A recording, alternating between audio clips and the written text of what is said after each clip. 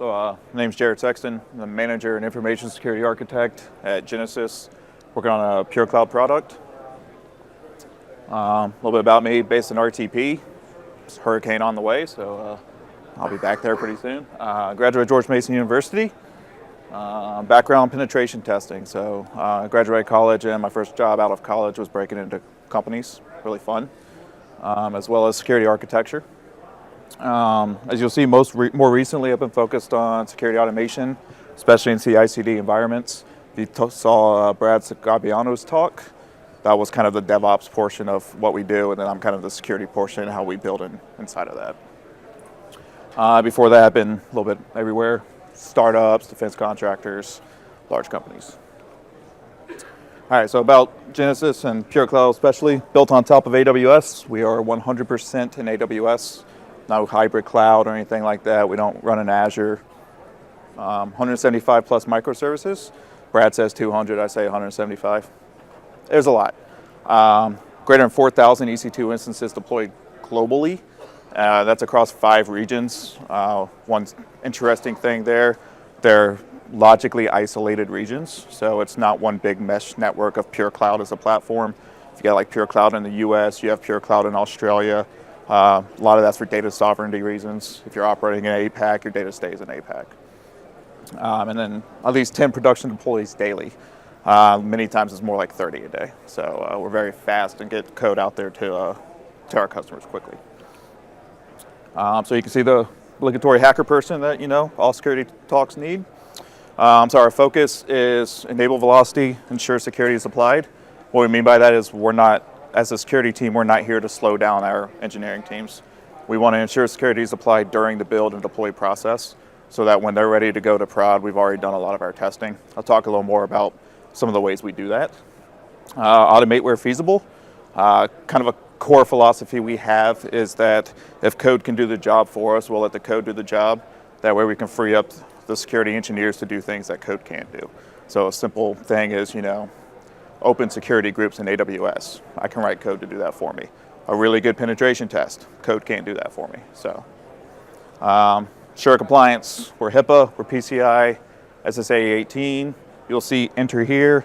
We're about to go through a high trust, ISO 27K. So it just goes across all verticals and compliance requirements. So PureCloud and Sumo logic used across all functions. All logs go to Sumo logic, where you saw earlier where there was a talk about kind of like some logs go over here, mission critical goes into Sumo logic. Not for us. All logs go into Sumo logic, 100%, as well as all of our engineers have access to Sumo logic, customer support, security, operations. And you'll see greater than 2 terabytes a log daily, pretty much. So I think we're probably closer to 3 now.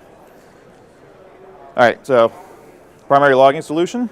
One big thing that we do is we integrate it with PagerDuty as well as Webhooks for event notification. So we have a lot of scheduled queries that do the job for us and then tell us when we need to go into Sumo logic and act. We use it for AWS monitoring, which is really around CloudTrail, GuardDuty, those. Vulnerability patch management, pretty much tracking completeness of applying patches into our production environments. Inventory management, really around mostly externally facing instances so that we know all of our AWS servers that are public at a given time. We can do interesting things with that as well, like kind of diffing on that to say, we know that these are supposed to be public. Tell me when there's one that becomes public that we're not supposed to know about. Then we can take that, triage it, and act on it. And then many other things. So a little bit of examples for vulnerability and patch management. If you saw Brad's talk, Immutable Images. For those that don't know what immutable images are, pretty much it doesn't change when it goes to production. So talk about that right here. High level, it's a golden image, right? So if you're familiar with VMware, ESX, or any of these other things, you would think of a template, and then you would clone that template and build your stuff on top of that template. It's the same concept here. We've got base AMI, it comes installed with a bunch of software, Sumo Logic Agent, for example, Threat Stack, if anybody's familiar with them. As well as application code. Our service teams will build on top of this with their application code. So you'll see requirements, artifacts, that's their jars, or, we're very polyglot, so we're not just fixed into one tech stack. So, there's Java, there's Python, there's Ruby. OS packages, configuration files. And one key thing you'll see here, no changes to that, right? So once you bake it into the image, that's it. When it goes into production, you don't go in and install software later. You don't go in and modify a configuration file. If you do that, you do it in code, and you work back through the deployment process. So you'll see one big thing, OS packages, right? So if you're not supposed to make changes, how do you patch the production servers? The answer is we don't, which sounds scary at first, but what we really do is when we bake the base AMI, we do a yum update onto the base AMI, which pulls all the security packages down. And then the development teams build on top of that. That starts in dev, goes to test, and then to production. We have a requirement, and I'll get to as an example, where you must redeploy every 30 days. So every 30 days, we have a full tech refresh of our production environments. So things like critical and high vulnerabilities, PCI says, must patch within 30 days. We just patch everything within 30 days. We don't even think about it. So here's an example of how we did it with Meltdown. That was a big one. Obviously, things are still coming out with that, but when the initial ones came out, we were pretty much fully patched in production within a week. And it's just following this process. Right, advisory gets released. We build the base AMI. That base AMI goes through testing as well as vulnerability scanning. So we've got an automated vulnerability scanning solution that will look at new AMIs built in AWS, spin up a version of it, and then actually, it used to be Genesys, but they ripped out their API, so now we use AWS Inspector. And what that'll do is that'll actually do a vulnerability assessment on that, and then we will extract the results to an Elasticsearch cluster. And that Elasticsearch cluster has that security information. Then we'll tear that down. When we get to the deploy process for a service, from a change management standpoint, we can now look against that service and see what the vulnerability scans were, comment back into the change management with automation, and pretty much say, hey, this passed the vulnerability scan, there's no highs, there's no criticals, without even having an engineer touch that. So we scan, I think, over 5,000 AMIs a month, and it's all done in code, 100%. So then after that's built and released, we build queries and dashboards. And the point of that is we look into the production instances that are out there, look at tagging, and I'll get into a slide that gets a little deeper than that, and then track for completeness. Okay, so how do we track for it? Once again, immutable images, right? I don't have to go around and look across all my instances and say, is this package installed on these servers, right? We know when we bake the AMI that gets installed, and we know what that package is. So what we do is we pretty much look at things and we tag everything with a source AMI, and that source AMI is your parent image, your base AMI. So now we have Python code, and what we do is we pretty much go against the AWS APIs and we say, tell me all the running instances in this region. Now, step through the source AMI tag and then look up against this list of whitelisted good base AMIs. So as you know, with Meltdown, Amazon released like 3 or 4 patches within like a couple weeks. So we were creating those AMI IDs, and then we were able to pull that information and then pull the diff out and pretty much say these are the ones that don't have that AMI installed, and log that to, we pretty much have it on a box, so we log it to a file, and then Sumo logic sucks that in. From there, we created a dashboard and sent it out to the teams, and we're just pretty much like, here's the state of the Meltdown patch effort. So we can send that to our executives or anybody else that has access to Sumo, or make it a public dashboard if we wanted to, which we didn't do. But and then from there, that's just like dynamically done, right? That was a script that ran every hour, saw the new ones, wrote it to a log file, dashboard automatically fell off. So then we were able to even look at that and do trending analysis to say, hey, we started at 500 instances, now we're down to 400 until we got to 0. Okay, so another example is the out of compliance servers. As I mentioned, we redeploy every 30 days. I wish that was completely automated, but obviously it's not. It still requires service teams to actually go kick off a deployment. Once again, track via code. In this scenario, we do a couple things. One, we can look at the base AMIs like we did with the Meltdown. Another thing is we can just look at the launch time of that instance. And if you look at the launch time of that instance and do math on that, you can say, oh, look, it's been running for more than 30 days. Flag and notify the service team that, hey, you need to go ahead and redeploy. One caveat or downside to that is it's just launch time. So if they rebooted a server, for example, it comes back up. But it's a pretty good effort for like an 80-20 type thing. Once again, dashboard was created. That's shared out amongst teams, and they can look at that and see if they need to redeploy. So inventory management. So example, I put publicly available EC2 instances, externally facing servers. Same thing, we hit the AWS APIs.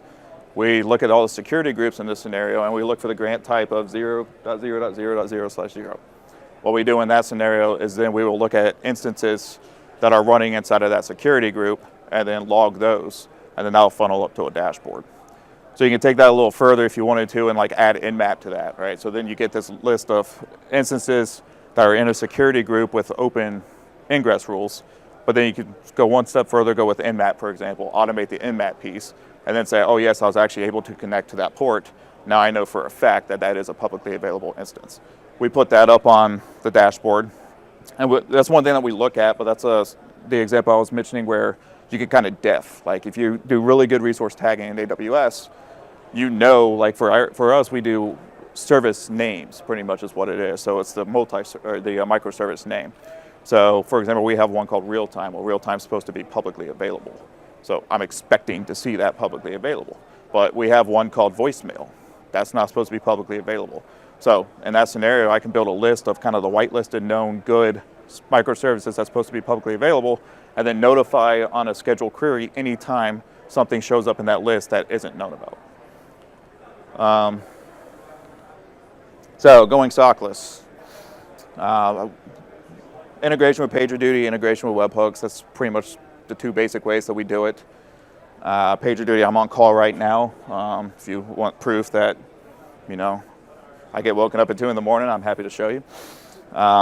Also integration with Webhooks, you can do Slack. PureCloud actually has a collaboration piece with a Webhook service that we usually send to our own, eat the dog food.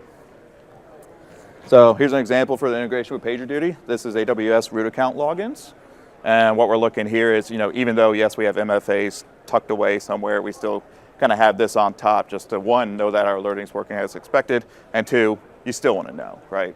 So this would integrate with PagerDuty and look into the AWS logins and look for the root account.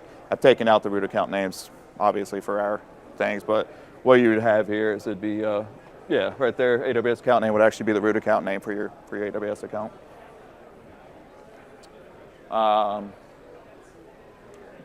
Open security group, it's another one.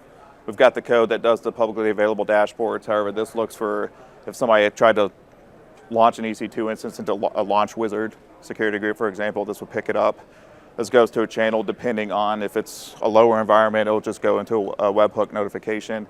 If it's a prod environment or something, it'll go to the PagerDuty on-call person. So here's an example. If you've not messed with webhooks before, you see the aggregate results of JSON. So that's the payload. For us specifically with my PureCloud, you have to put the message piece in, or our webhook service ignores it, so that's unique to us. And then you'll see on the schedule, it's a 60-minute time range. If the messages are greater than 0, send to the webhook. So it's only going to do if there's actually a result returned. One reason we do 60 minutes is if you're not too familiar with CloudTrail, it's about a 15-minute lag, as well as a little bit more time to get into Sumo logic. So 60 minutes is just a nice little round number to do it. Okay, so we're talking about democratization. So force multiplication, this is the big thing for us, right? So what this all comes down to is security can act as a producer, and our service teams, our support, our operations, they can act as consumers of this information. So in traditional security teams, I like to call it a throw it over the wall mentality, where it's kind of like, okay, let's have security look at it now, or hey, security throws it over to the operations team, go apply patches, we applied patches. In this scenario, we just build the content and we share that content out, and then the service teams know to go look at it themselves. And pretty much they have this model now where it's, okay, well, I want to get into production. I want to do it as fast as possible. I've got to have a change management ticket that security approves, but they give me all the information that I need to know if I'm good to go or not. So it gives them the ability to be proactive, look at the security information, and not wait for us to really say, hey, you're good, or hey, you're not. as I mentioned with the change management piece, a lot of this you can automate back into the change management ticket via comments and just pretty much say, you passed this, your firewall rules haven't changed, various other things. Let's see. So, yeah, it pretty much lets them feel empowered. They can act ahead of time. And there's no longer a reason for them to say, well, I didn't know. You know, like that's a lot of times in security things, well, you didn't tell me this. You didn't tell me that I had to do this. Well, it's all there for you. You know, we share it out. We'll communicate it and just say, track your service, make sure it falls off. If your service falls off and it's not on the dashboard, you're good to go. You won't hear from us, right? And then in that scenario, we're only chasing down maybe 3 service teams as opposed to 200 to get their services deployed. Okay, so all of that, why? Transparency, right? Feedback loops. You hear about DevOps. One of the big things about DevOps is feedback loops. So I think security should be a part of that as well, the feedback loops. Like if you can't give them the information that they need to know if they are in compliance, then you're slowing down time to release into production, which slows down feature releases, which doesn't help with competitive advantages in the marketplace and makes business mad. But if you do this and you give transparency, you can defend it, and management can see it, and everybody else, there's really no excuses not to just do it, right? So, questions? Very common use case we're seeing is using the tool to collaborate with multiple departments with a single source of truth and data. So, good presentation, great use cases and great insights. Curious if anybody has any questions for Jared. If so, got the microphone so everybody can hear them. You mentioned automated deployment at 30 days, and is that political as to why you currently have it as a triggered event that's manually triggered, or what's preventing you from automating that aspect? It's a little bit of both. So we actually do, we have an internal service that we call Skynet, and it can do scheduled deployments, and it will automatically create change management tickets. When it comes to, for internally, if all you're doing is your base AMI, and you're not actually shipping code with it, we have it as a routine change, automatically approves the CM ticket, and it will go. A lot of times it's up to the service teams to determine the comfortness with that, right? Because even though with microservices we have a lot of stateless services, and it's super, super safe for them to just take the base AMI, go and not think about it. There's other ones, for example, Kafka or Elasticsearch clusters, where somebody manually wants to be there, making sure the health checks are good and everything else. So it's just variables. Yeah, just a quick clarification. I think I heard you say that you're using Inspector for your code, your static code. Just for vulnerability analysis on the yeah. on the servers themselves. So looking Right. at patch management and stuff like that. Right, Yeah. right. Okay, awesome. Yeah. Thank you. And the reason is because Nessus ripped out their API, so you can't actually automate scans Right. anymore with Nessus. Thanks, Nessus. Appreciate that. Hello. Yeah. You said you are using Inspector. So when you schedule a Inspector schedule on like weekly or 30 days, so how you are going to update the packages with high? Is there any automated pipeline or you manually update? Yeah, it's Ansible. So we've got Ansible playbooks, and every time the AMI is baked, the last step that it does is a yum update. So it just pulls everything from the official Amazon repos, and then it snaps the image. So. I think you just answered my question. I was going to ask what Linux distribution you use for a base image. Sounds like Amazon Linux. Yeah, Amazon Linux. Okay. Let's give Jared a great hand for his great presentation. Good Sumo presentation.